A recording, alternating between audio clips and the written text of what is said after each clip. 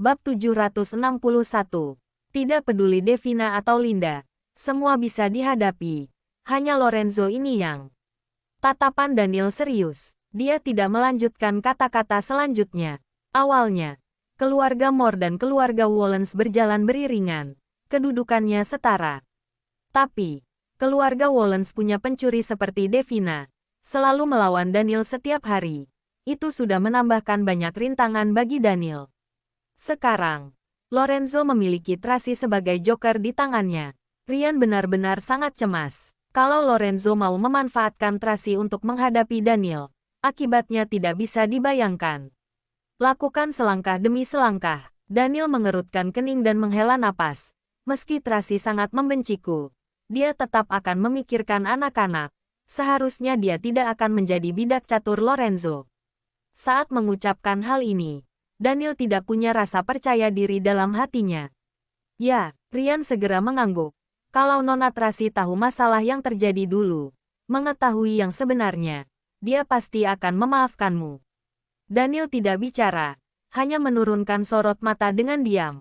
Apa sungguh akan memaafkannya, meski ada sebagian hal yang bisa dijelaskan, meski ada banyak luka yang boleh tidak dipermasalahkan, tapi kematian Bibi Juni, juga penghinaan dan luka yang dia alami, takutnya sangat sulit memaafkannya. Tapi tidak peduli bagaimanapun, dia tetap akan menemukan pelaku tersebut, memberinya sebuah penjelasan. Daniel mendongak dan melihat keluar jendela. Dua bayangan mobil silver itu sudah melaju ke bukit bagian utara, sudah mau sampai di rumah. Di dalam mobil, Tracy menyipitkan mata, mengamati pistol dengan teliti, memberi instruksi pada Naomi. Cepat selidiki, pistol ini milik siapa? Baik, Naomi menerima instruksi sambil mengangguk. Tracy melihat keluar jendela. Di malam yang dingin dan gelap, tiba-tiba terlintas sebagian gambar aneh dalam benaknya. Ada seorang wanita membawa sekelompok orang berpakaian hitam yang sedang mengejarnya. Dia memejamkan mata, mencoba untuk mencari tahu tampang wanita itu, tapi dia tidak bisa mengingat apapun. Ada api yang membara dalam hatinya. Itu adalah api dendam. Dia kira-kira tahu, orang yang mau membunuhnya malam ini pasti ada hubungannya dengan masalah 2 tahun. 2 tahun lalu, saat dia sadar, di tubuhnya ada racun, tersiksa oleh penyakit dan kesakitan setiap hari. Dan di saat yang sama, ketika melihat abu tulang dan papan nama mendiang Bibi Juni, dia langsung menangis terseduh-seduh. Kakaknya memberitahunya, ada orang yang meracuninya, juga ada orang yang menghancurkan obat penawarnya, mencelakai Bibi Juni, melecehkannya dengan kejam, menginjak-injak harga dirinya. Kakaknya bilang, Tracy, kamu harus menjadi kuat, kelak bunuh musuh dengan tanganmu sendiri. Kabarnya, musuhnya ada hubungan dengan keluarga Wallens. Karena itulah, dia kembali ke kota Bunaken. Dia mengira harus menghabiskan banyak usaha, barulah bisa memancing orang-orang itu keluar. Tidak disangka, baru saja dimulai, orang-orang itu sudah datang mencarinya satu persatu. Bagus sekali. Dia tidak perlu pergi mencari mereka satu persatu. Lebih bagus lagi, jika semuanya bisa berinisiatif datang mencarinya seperti ini. Dia bisa membereskannya sekaligus. Tapi, benar-benar harus lebih cepat. Saat memikirkan hal ini, Tracy memberi instruksi. Tanggal 13, proyek Ocean Wild Kota Bunaken diresmikan. Undang lebih banyak media. Kita harus mempublikasikan hal ini. Semakin heboh semakin bagus. Mengerti, Naomi mengangguk. Saat Daniel tiba di rumah, sudah tengah malam. Dia memberi instruksi pada Ryan sambil naik ke lantai atas. Saat berjalan sampai di belokan tangga, tiba-tiba Sanjaya memanggilnya, Tuan.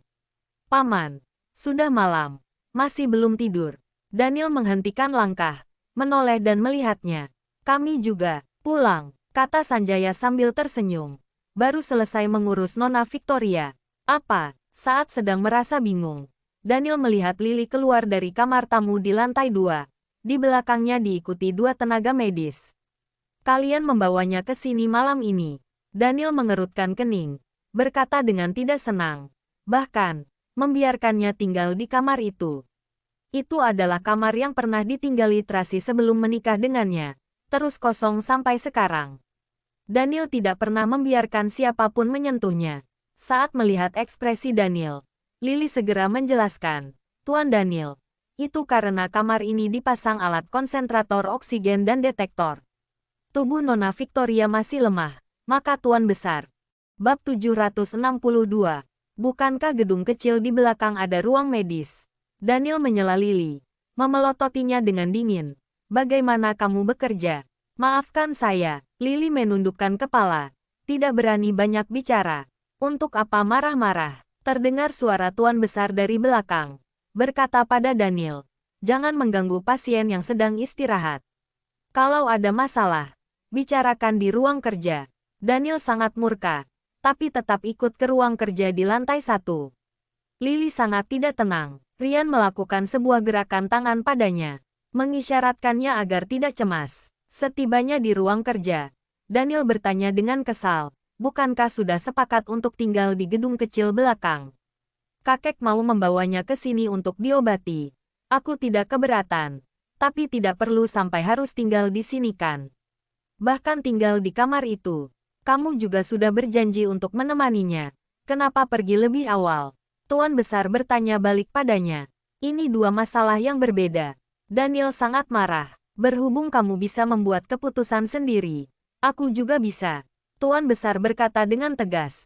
Di kamar itu ada peralatan. Lebih praktis untuk tinggal dan melakukan pengobatan.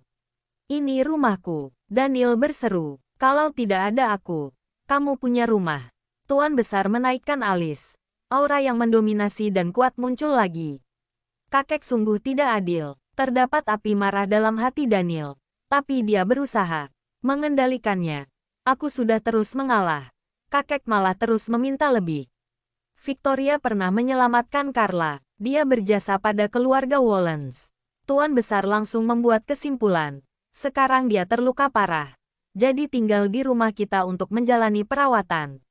Kamu malah marah-marah. Apa itu pantas? Aku tidak bilang tidak mengizinkannya datang. Hanya saja, tidak boleh tinggal di kamar itu. Dia sudah di sana. Memangnya kenapa? Tuan Besar kembali berdalih. Kakek, Daniel sungguh sangat emosi. Tuan, jangan marah. Sanjaya segera meredakan situasi dan menjelaskan. Sebenarnya sebelumnya Tuan Besar tidak berencana membiarkan Nona Victoria tinggal di kamar itu. Benar-benar ingin mengaturnya untuk tinggal di gedung kecil belakang. Tapi saat tiba di rumah, tiba-tiba dia merasa tidak enak badan. Perlu segera menghirup oksigen. Gedung kecil itu belum dibereskan sepenuhnya. Maka sementara tinggal di sana dulu. Tidak perlu dijelaskan padanya. Tuan Besar marah sampai wajahnya pucat. Bukankah hanya sebuah kamar? Memangnya kenapa kalau tinggal sebentar? Sekarang aku bahkan tidak punya hak untuk mengatur. Tuan Besar, jangan emosi. Daniel, kamu harus ingat. Tuan Besar menunjuk Daniel, memperingatkannya dengan marah. Segala yang kamu miliki sekarang adalah pemberianku. Kalau tidak ada aku, kamu bukanlah apa-apa. Kalau kamu masih berani bertindak sembrono, tidak mendengarkan ucapanku, maka aku akan memberikan semua saham grup Wallens pada Billy. Tiba saatnya, Lorenzo akan membuatmu mati semudah mematikan semut. Kakek mengancamku. Ekspresi Daniel menjadi sangat muram. Tatapannya juga menjadi dingin. Kakek sungguh mengira. Dengan meninggalkan kakek, aku tidak bisa melakukan apa-apa. Kamu bisa mencobanya. Tuan Besar menunjuk padanya dengan kejam. Coba ya coba, Tuan Daniel. Jangan emosi. Ryan segera menghentikan Daniel mengucapkan kata-kata kejam. Di saat yang sama, Sanjaya juga membujuk. Tuan Besar, Anda jangan begitu emosi. Anak-anak sudah besar. Harus diajari pelan-pelan. Anak-anak apa? Sudah 30 tahun. Masih anak-anak. Tuan Besar murka. Ketiga cicitku itu barulah anak-anak. Orang seperti ini, demi obsesinya sendiri, terjerat di masa lalu setiap hari. Tidak memikirkan masa depan anak-anak. Egois. Siapa sebenarnya yang egois? Kalau bukan karena kakek egois, keluarga ini bisa menjadi seperti ini. Kamu masih berani memberi pelajaran padaku. Jangan ribut lagi. Jangan ribut lagi. Repot kalau sampai membangunkan anak-anak. Sanjaya membujuk dengan cemas. Melakukan sebuah gerakan tangan pada Ryan di saat yang sama. mengisyaratkannya untuk menarik Daniel keluar. Rian sama sekali tidak bisa menghadapi Daniel. Sanjaya terpaksa mendorong kursi roda Tuan Besar dan berjalan ke arah luar. Tuan Besar, jangan emosi. Kalau sampai ketiga anak itu melihatnya, mereka akan mengkritik Anda lagi. Bab 763. Dasar tua bangka. Untuk apa kamu mendorongku keluar? Tuan Besar sangat emosi. Cepat berhenti. Aku belum selesai memarahinya. Kalau Anda marah-marah lagi, ketiga anak itu akan bangun. Terutama Tuan Muda Carlos. Ia bisa langsung tahu meski hanya mendengar sedikit. Tiba saatnya. Lihat saja dia akan menyalahkan Anda atau tidak. Hubungan kalian sudah membaik. Apa Anda mau mengacaukannya lagi? Ucapan ini sangat efektif. Tuan Besar tenang dengan sangat cepat. Tuan Daniel juga benar-benar malah membantah Anda seperti itu. Anda istirahatlah dulu. Saya akan bicara padanya. Bocah tengik. Tidak menghormati senior. Beri pelajaran padanya dengan kejam. Ya. Anda tenang saja. Sanjaya membawa pergi Tuan Besar sambil membujuk. Di dalam ruang kerja, Daniel emosi sampai menendang meja. Rian segera membujuk. Tuan Daniel, jangan emosi. Bisa membangunkan anak-anak. Emosi Daniel masih belum reda. Tiba-tiba Rian teringat sesuatu. Ia berkata lagi, bukankah dulu Anda pernah bilang, mau minta tolong pada Nona Victoria, membantu Anda membujuk Tuan Besar agar lebih cepat kembali ke negara Maple. Kebetulan bisa memanfaatkan kesempatan ini. Saat mendengar ucapan ini, tiba-tiba Daniel terdiam. Dia hampir lupa. Inilah masalah besarnya. Tracy sudah kembali ke kota Bunaken. Juga tinggal di Villa Bukit bagian utara. Grup Moore sudah mulai menyerang pasar domestik dalam skala besar. Hal ini pasti akan segera tersebar. Tracy juga akan menampakkan diri di depan media. Tiba saatnya. Tidak bisa disembunyikan lagi dari anak-anak dan Tuan Besar. Jadi, sekarang harus segera membujuk Tuan Besar untuk pergi. Asalkan dia kembali ke negara Maple, masalah di belakang akan mudah dibereskan. Tok-tok, saat ini, terdengar ada orang mengetuk pintu. Kemudian, terdengar suara Lily. Tuan Daniel, ada masalah yang mau dilaporkan. Masuklah, jawab Rian. Lily membuka pintu dan masuk. Berkata dengan hati-hati, Tuan Daniel, Anda jangan marah. Tenaga medis sudah memindahkan Nona Victoria. Dia mendengarnya, tanya Daniel sambil mengerutkan kening. Ya, Lily mengangguk. Dialah yang memintaku untuk mengaturnya. Sekarang, gedung kecil itu sudah dibereskan. Hanya saja masih ada sebagian. Tidak perlu pindah, kata Daniel dengan tiba-tiba. Hah, Lily tercengang. Mengira dirinya salah dengar. Biarkan dia di sana. Daniel memberi instruksi. Baik, Lily segera keluar untuk memberitahu. Tuan Daniel bilang tidak perlu ganti. Cepat bawa kembali barang-barang Nona Victoria. Nona Victoria tidak perlu pindah. Biarkan dia istirahat dengan tenang. Di luar, Sanjaya yang hendak keluar untuk menjelaskan. Sedikit terkejut saat mendengarnya. Segera kembali untuk memberitahukan hal ini pada Tuan Besar. Tuan Besar berkata dengan marah. Seharusnya ancamanku manjur. Anggap saja bocah itu tahu diri. Tuan Daniel bermulut keras. Tapi hatinya lembut. Dia menghormati Anda. Sanjaya membujuk dengan tulus. Anda jangan terlalu memaksanya.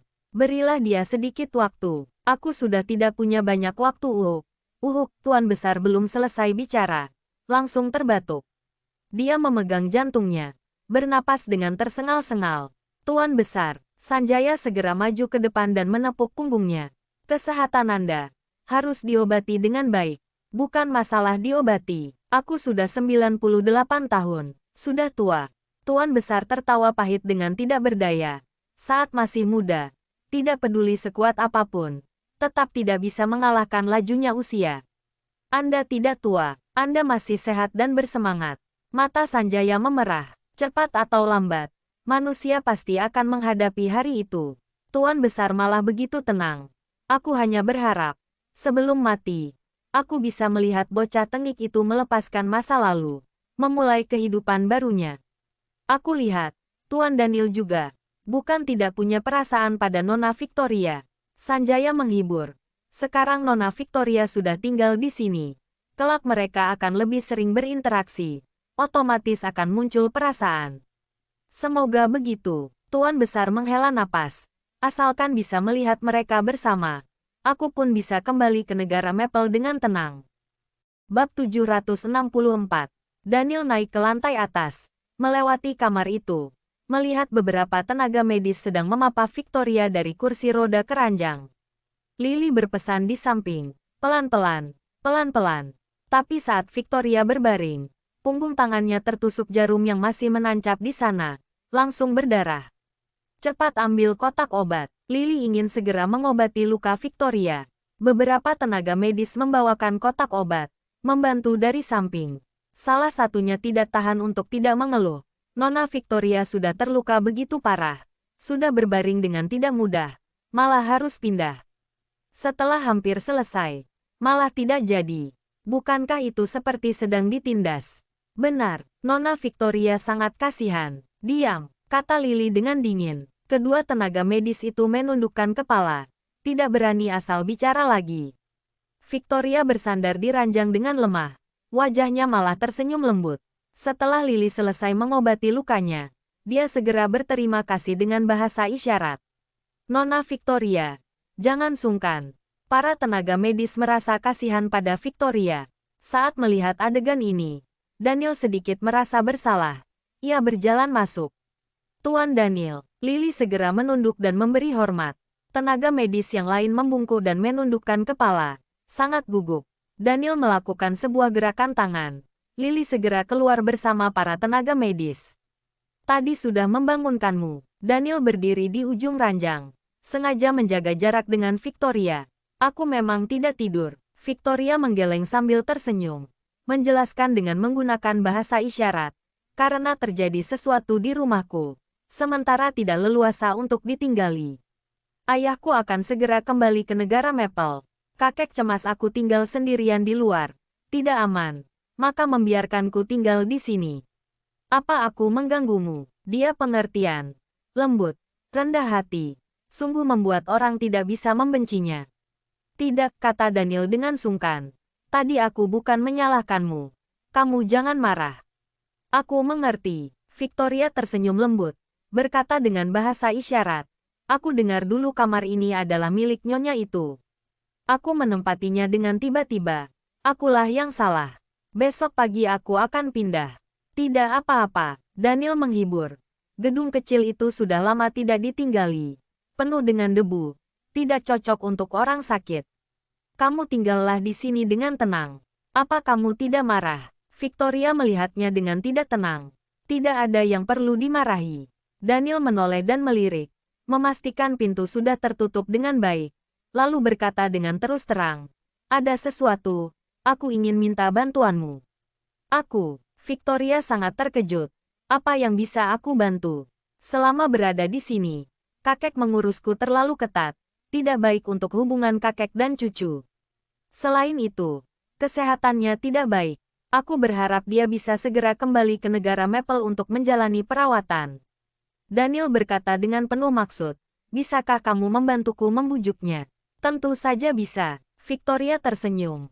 Tapi, bujukanku belum tentu berguna. Aku akan berusaha. Terima kasih. Setelah berterima kasih, Daniel berbalik dan pergi. Saat melihat punggungnya, terdapat perasaan rumit dalam sorot mata Victoria. Daniel kembali ke kamar, mandi, berbaring di ranjang, mengeluarkan ponsel yang dipakai saat berperan sebagai gigolo. Saat melihat catatan panggilan Tracy, dia tidak bisa menahan diri. Ia mengirimkan sebuah pesan padanya. Sudah tidur. Tracy tidak membalasnya. Daniel sedikit kecewa. Apa yang sedang dilakukan wanita itu? Malam hari, Daniel memimpikannya sesuatu yang aneh. Memimpikannya Tracy mengarahkan pistol padanya. Bertanya padanya kenapa membiarkannya pergi saat itu. Kenapa mengutus orang untuk membunuhnya? Kenapa membuatnya dilecehkan? Kenapa membuat Bibi Juni terbunuh? Dia berusaha untuk menjelaskan, tapi tidak bisa mengeluarkan suara. Tracy menarik pelatuk, ingin menembaknya. Saat ini, Tuan Besar muncul, menghampiri dengan kursi rodanya, mengatakan bahwa semua ini adalah perbuatannya, tidak ada hubungannya dengan orang lain. Tracy mencibir dengan keji, kalau begitu, pergilah ke neraka. Kemudian, Dia menembak kepala Tuan Besar.